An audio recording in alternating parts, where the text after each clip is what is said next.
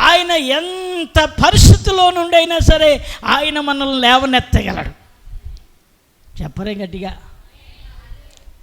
ఆయన మనలను తప్పించగలడు.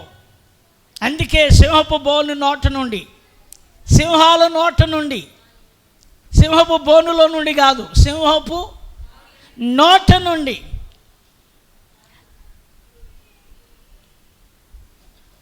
అగ్ని గంధకముల యొక్క తీవ్రమైన వేడిము నుండి,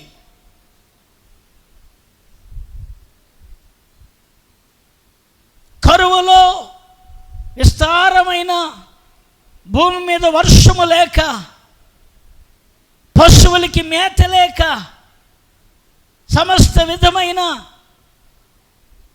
భయంకరమైన ఇనుములాగా భూమి మారిపోయిన తన ప్రజల విషయంలో ఆయన పోషించడానికి కాకుల చేత ఆజ్ఞాపించాడు. గట్టిగా స్తోత్రం చెప్పండి. నేను ఎందుకు మాట అంటే, ఈ మాటలో దేవునికి మనకు ఒక సంబంధం ఉంది. ఆమేన్.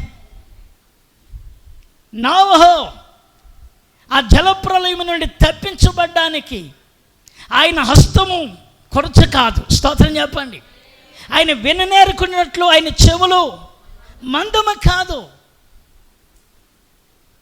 సింహపు బోనులో ధాన్యాలను వేస్తే సింహాలు ముక్కలు చేసి అతనిని పూర్తిగా, అక్కడ ఎముకలు కూడా లేకుండా పూర్తిగా అవి ఆహారముగా మార్చుకుని పొట్లాడుకుని తినగలిగిన క్రూరమైన మృగాల మధ్యలో దేవుడు సింహముల చేతుల నుండి, సింహముల నోట నుండి, సింహముల యొక్క పంజా నుండి దానియేలును తన హస్తము చాచాపాడు. స్తోత్రం చెప్పండి. నేను ఎందుకు ఈ మాట చెప్తానంటే, దేవునికి నీకు ఆ సంబంధం ఎప్పుడైతే ఉందో ఆ సంబంధమే నిన్ను అడుగడుగునా నడిపించాలి. ఆ సంబంధమే ఆపదలను తప్పించాలి. ఆ సంబంధమే సజీవుల మధ్యలో నిలబెడతాది. స్తోత్రం చెప్పండి.